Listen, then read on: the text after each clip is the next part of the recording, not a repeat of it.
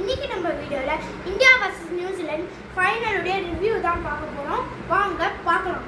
நியூசிலாந்துடைய journey to final முதல்ல பார்க்கலாம். League ஸ்டேஜில் நியூசிலாந்து 4 மேட்ச் விளையாடினாங்க.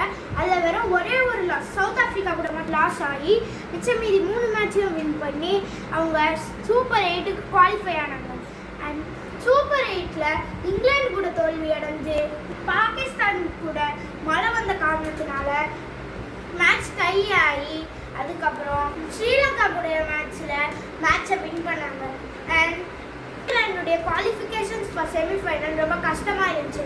அதுக்கு முக்கியமான காரணம் பாகிஸ்தான். ஏன்னா பாகிஸ்தான் வர்சஸ் ஸ்ரீலங்கா உடைய கேம் தான் முடிவு பண்ண போது பாகிஸ்தான் தான் செமிஃபைனல்ஸ் குவாலிஃபை ஆகுமா இல்லை நியூசிலாந்து தான் செமிஃபைனல்ஸ் குவாலிஃபை ஆகுமா. முதல்ல பேட்டிங் ஆடி 212 ரன்ஸ் 20 ஓவர்ஸ் அடிக்கிறாங்க.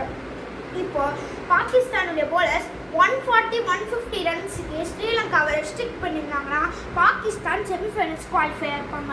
ஆனால் ஸ்ரீலங்கா 207 ரன்ஸ் அடித்ததுனால பாகிஸ்தானுடைய நெட் ரன் ரேட் குறைவாக இருந்த காரணத்தினால நியூசிலாந்து குவாலிஃபை ஆனாங்க. நியூசிலாந்து பக்கம் லக் இருந்துச்சு. அதுக்கப்புறம் ஐசிசி நாக் அவுட்னு வந்தோடனே நியூசிலாந்து சவுத் ஆஃப்ரிக்காவை தான் மோதினாங்க. இது வரைக்கும் south Africa versus New Zealand T20 world cup stats எடுத்து பார்த்தா சவுத் ஆஃப்ரிக்கா 2 பேரும் 5 முறை ப்ளே பண்ணியிருக்காங்க. அதில் சவுத் ஆஃப்ரிக்கா தான் 5 முறையுமே வின் பண்ணியிருக்காங்க. நியூசிலாந்து ஜெயிச்சதே இல்லை.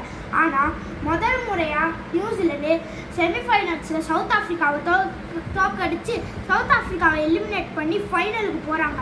ஆனால் அதுக்கு காரணமே என்னன்னா கேட்சை விட்டாங்க. டிம் சைஃபிட் ஃபின் ஆலன் ஒரு நல்ல ஓப்பனிங் பார்ட்னர்ஷிப் போட்டாங்க. பட் டிம் சைஃபிட்டுடைய கேட்ச் வந்துச்சு, பட் அதை விட்டுட்டாங்க. அதுக்கப்புறம் நியூசிலாந்து ஃபைனல்ஸுக்கு குவாலிஃபை ஆனாங்க. அண்ட் சவுத் ஆஃப்ரிக்காவிலேருந்து மார்க்கோ யான்சன் நல்ல ஒரு நாக் ஆனார். 55 ரன்ஸ் அடித்தார்.